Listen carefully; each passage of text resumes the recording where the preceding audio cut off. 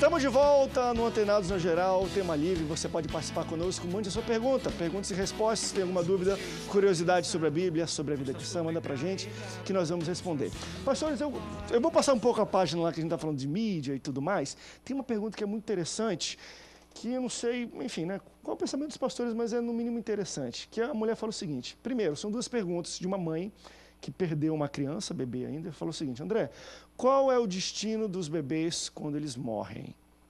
Essa é uma pergunta. A segunda dela é o seguinte, eu sou evangélica, meu esposo é espírita, e foi até uma, enfim, ela botou uma pergunta maior, resumir, mas foi até uma briga, uma discussão entre eles, essa situação, tá aí o julgo desigual quando ele bate, às vezes não afeta muito o casamento, mas quando vem criança, sempre vai aparecer.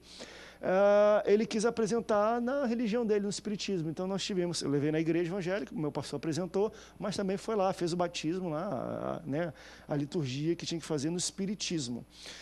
E então ela faz a segunda, nesse segundo caso, tem algum problema também? Se, enfim, aí faleceu, ele falou, a criança faleceu menos de 1 ano, e aí vai para o céu, para o inferno, e se fosse para o céu, poderia ir para o inferno por essa escolha de batizar ou apresentar em alguma outra religião? Como é que vocês entendem isso? Eu acho que a questão dessas perguntas dessa pessoa, na verdade, esbarra na questão da criança, ou do ser humano, de modo geral, da sua maturidade. A igreja, ela, na realidade, é um ensino que nós trazemos como pastores que somos, né? A criança, ela, a inocência dela, a pessoa tem que conhecer a Jesus através da sua maturidade. A gente entende que uma criança, hoje nós estamos vivendo um debate muito grande a respeito dessa questão de maioridade, menoridade e tal, mas existe a questão da pessoa ser infantil a ponto de conhecer essas verdades. Então, eu penso o seguinte, que uma criança, sobretudo um recém-nato, né? Eu até iria mais além, uma criança com seus 6, 7, 8, 9, 10 anos, está nessa fase ainda de querer, de entender, de descobrir. Tem pessoas com 40 anos que ainda não descobriu a realidade do evangelho, da salvação, mas essa imaturidade dela, dessa criança, nós entendemos o seguinte, a dependência dela de ser orientada pelos seus pais, enfim, amanhã ela vai entender o que é ir em uma igreja, ouvir um aconselhamento, um ensinamento bíblico pastoral. Essa criança eu vou encontrar ela lá no céu, sabe? Porque, na verdade, pela inocência dela, é os pais que levou ela para batizar. Foi uma escolha do pai, né? A igreja evangélica faz isso, não batiza, a gente apresenta, porque ela não tem consciência própria, né, para isso. Mas eu gostaria de lembrar, né? Uma situação que eu vivi muito interessante. O pastor que me batizou, ele era um pastor extraordinário, um homem santo de Deus, no qual eu admirei de todo o meu coração. E na cidade de Serra Negra, lá no interior de São Paulo, cidade muito famosa pelas águas termais, uma fonte foi colocado o nome Fonte Santa Terezinha, que era uma fonte muito famosa de águas, porque elas tinham qualidade para os olhos. E o pastor, quando esta fonte recebeu a placa Fonte Santa Terezinha, ele orientou a igreja a ninguém mais tomar água daquela fonte, que a partir daquele momento aquela fonte se tornava uma situação de idolatria. E ele era muito taxativo nisso. Ele dizia, tem muitas fontes, vocês não bebam água da fonte Santa Terezinha, porque ela foi consagrada à idolatria. E eu, pelo menos ao meu ver, coitada da água, é uma coisa maravilhosa de Deus. Coisa mais pura, né? Medicinal.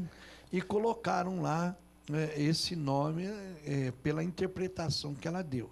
Eu queria dizer aí a essa mamãe que a criança, a intenção do pai, a intenção da mãe, de quem quer que seja, não imputou nada sobre a criança. Não imputou. A criança, o recém-nascido, ela é pura, ela é inocente. O Senhor Jesus disse, deixe vir a mim as criancinhas, porque das tais é o reino dos céus. Então elas simbolizam a pureza. Tanto é que o Senhor diz que se nós não nos tornarmos como crianças, ou seja, uma mente pura, uma mente limpa, um coração sadio, nós não podemos chegar ao Pai. Então a criança, e é por isso que não batizamos a criança, pelo menos a a grande maioria das igrejas evangélicas, há igrejas que batizam crianças, mesmo evangélicas, mas a grande maioria não, porque ela não tem conhecimento, ela não tem pecado, ela não tem discernimento, ela não tem raciocínio, e ela não vive por si mesma, ela vive segundo os seus pais. Agora, um neném, então, nem se fala.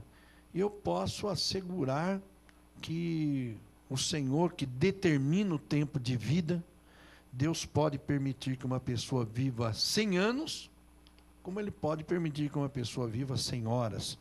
Ele é o Senhor da nossa vida, Ele determinou o tempo de vida dessa criança, que faleceu ainda neném, não importa o que fizeram, o que deixaram de fazer, mas que sobre ela não foi imputado nada, não. O raciocínio que essa mãe pode também usar é o fato da criança ser apresentada à igreja garante a ela a ida para o céu? Não. Então ela pode pensar também que o fato da criança ter sido apresentada num centro espírita não garante a ela a ida para o inferno. Uma coisa não tem nada a ver com a outra. E partindo para o pressuposto bíblico, o pastor Rui já citou 2 palavras de Cristo com relação aos pequeninos, e eu gosto de lembrar muito do livro de Salmos, quando o salmista fala que dos pequeninos o Senhor retirou força e dos que mamam retirastes o perfeito louvor.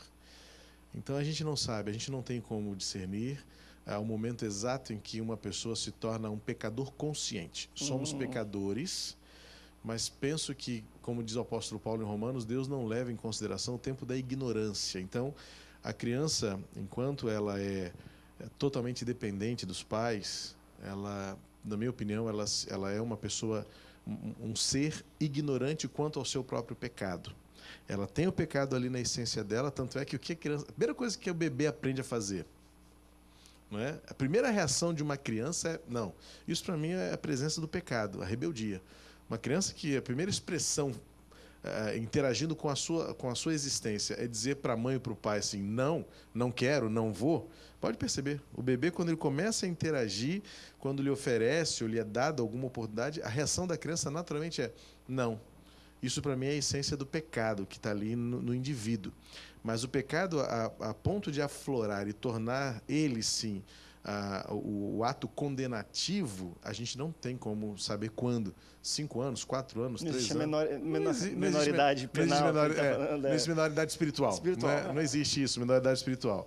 Eu penso que isto compete a Deus. Para esta mãe hoje ter paz no coração, ela se apegue à graça e ela tenha esse raciocínio de que o fato da filha ter sido apresentada na igreja, assim como não garantiria a ida dela ao céu, o fato dela ter sido apresentada no centro espírita não garante para ela a ida para o inferno. E da Bíblia, a gente tem, além dos textos de Jesus que o pastor Rui citou, para mim eu gosto muito dessas outras referências em que o salmista fala que é da boca dos pequeninos e dos que mamam o Senhor retiraste força e o perfeito louvor. Ou seja, nós não temos o perfeito louvor, os bebês sim. Sem contar que se o pai, pela sua fé, pela sua religião, fez uma apresentação, ela fez outra. Ela entregou o Senhor nas mãos do nosso Deus. Então, que pela fé ela tenha certeza que prevaleceu muito mais a oração dela do que qualquer outro ritual em qualquer outro lugar. Que às vezes pode parecer assim, já que fez lá, vou fazer aqui para quebrar. Nós temos um pouco desse... É um pouco de misticismo até, né, que nós temos disso. Eu costumo dizer que é o cristianismo supersticioso. Fizeram um trabalho contra mim, então, pastor, faz uma oração forte aqui, não sei o quê. A gente parece que está usando Certamente o mesmo artifício para para querer não chegar a alcançar. A gente tem muito isso, né? Esse negócio de oração forte, quer dizer que tem oração fraca. Né? E você citou, só um parênteses final, é exatamente esse ponto que eu cito quando eu aconselho jovens, casais, quando eu vejo que o jugo é desigual, eu cito esta situação como uma situação real, sempre.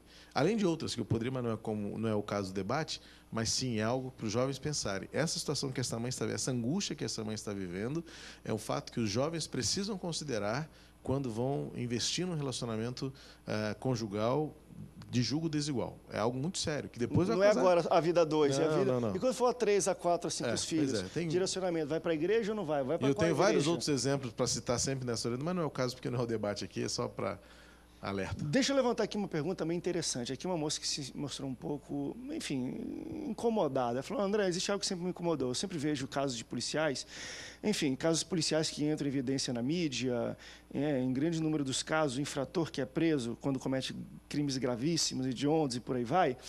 Enfim, é preso, mostra lá a foto, mas quando vem no julgamento, ele sempre vem com uma aparência mais calma, muitas vezes com uma Bíblia embaixo da mão, ora e tudo mais. Parece que essa situação extrema que as pessoas passam aproxima elas de Deus, ou então elas usam isso, a Bíblia, para querer dar uma de bonzinho, para pegar uma pena menor. O que vocês acham? Vocês entendem que é teatro ou entendem que, de fato, essa experiência ela é tão extrema que a pessoa fala, poxa, eu vou ficar presa, acabei com a minha vida. Isso aproxima as pessoas de Deus. Deixa eu falar por quê. Tem uma coisa que eu sempre estranhei e eu sempre perguntei, mas assistindo essas coisas, eu gosto muito de MMA, de UFC, essas coisas. Conheço alguns lutadores, já tive aí amizade com alguns, mas é interessante, quando você, pelo menos no Brasil, 70% desses caras que brigam, que lutam, que batem nos outros, eu não vou dizer que são crentes, mas eles são muito espirituais ou tem uma busca, uma sede espiritual muito grande. Eu não sei se por causa da aspereza, é um negócio tão extremo o tipo de coisa que eles fazem que parece que aproxima eles de Deus. Esse caso não é diferente. Um cara que, poxa, vou ser preso, vou pegar 30 anos de cadeia, ele repensa a vida dele inteira. Às vezes, vocês acham que isso aproxima de Deus ou é muito teatro? Porque eu vejo um pouco de verdade nessas pessoas que já vêm com Bíblia e tudo. Eu falo, meu irmão, um cara que está prestes a ver 40 anos na prisão, o cara tem que se aproximar de Deus mesmo? Ou vocês acham que muitas vezes é teatro mesmo? Na verdade, é uma carência mesmo. Eu sempre entendo, fui pastor muitos anos em comunidades, né? Se bem que foi em Rio das Pedras, aqui em Jacarepaguá. Enfim, mas lidei, preguei já em lugares até mais perigosos que Rio das Pedras, enfim. E a gente já tive oportunidade de estar com pessoas, e os pastores aqui há de convir também, que quando a gente vai, mesmo que não seja essa situação aí da pergunta dessa telespectadora, a carência deles, mesmo estando no ambiente que eles estão, hoje, mesmo não estando preso, uma carência, pastor, vem aqui, eu vou largar as armas aqui, faz uma oração. Eu sei de casos, não aconteceu comigo, mas eu sei de casos, de pessoas que foram à igreja para pedir oração, eu vou ir assaltar um banco, você ora aqui, porque para dar tudo certo, enfim. Então, a gente percebe que existe uma carência muito grande, sabe, dessa questão. Eu passei uma experiência, até foi no Rio das Pedras, eu vou, enfim, ser muito sábio em colocar isso, mas uma vez eu estava dirigindo a escola bíblica dominical, um diálogo falou, tem uma pessoa aí querendo falar com você, com o senhor e tal. E depois, quando eu fui atender essa pessoa, ela sentou assim no meu gabinete e ela falou, você conhece aquele hino? Nos galhos secos de uma árvore qualquer. Pois é, a autoria é minha. E ele foi cantando uns corinhos desses famosos. Conclusão, esse rapaz, me fugiu o nome dele agora, ele vinha a ser gerente de uma boca de fumo aqui em Jacarepaguá, e ele estava na Barra da Tijuca escondido, porque por causa de uma situação que ele colocou, enfim, de um local que ele foi para fazer uma arte da área lá dele, e uma mulher que estava orando no local que ele ia fazer uma execução, ele viu a voz da mãe dele, filho de pastor batista, e, enfim, era de um grupo de louvores, que me fugiu o nome agora, enfim, dos anos 70 e poucos, famosos, que eu curti quando jovem, as músicas dele. O cara estava nessa situação e foi lá, pastor, olha, eu vim aqui porque eu tive num local, e a mulher, que era a voz da minha mãe, disse, olha, eu ainda não terminei a obra na tua vida, eu estava na beira da praia, na Barra da Tijuca, dizia ele, e aquela voz falou para ele, olha, procura um homem de Deus que ele vai te dizer, enfim. Esse camarada foi parar no meu gabinete. E, na realidade, eu dei a ele os conselhos, ele deve ter voltado para Teófilo Otoni, não é, de um conjunto muito famoso. Então, eu penso assim, que há uma carência. As pessoas às vezes vão para a cadeia e tal, existe um pouco de teatro, mas no fundo a pessoa acaba tendo um pouco de... Vamos para um rápido break, pastor, a gente já estourou um pouquinho de tempo. Vamos para um rápido break e depois voltamos falando um pouco sobre isso. Quando a pessoa se depara com a situação que ela pode passar 30, 40, 50 anos na cadeia, isso de alguma forma aproxima elas de Deus, situações extremas, ou muitas delas usam isso como teatro para pegar uma pena menor? Vamos para um rápido intervalo, daqui a pouco a gente volta. Não sai daí, o Antenados volta já já. Posso viver.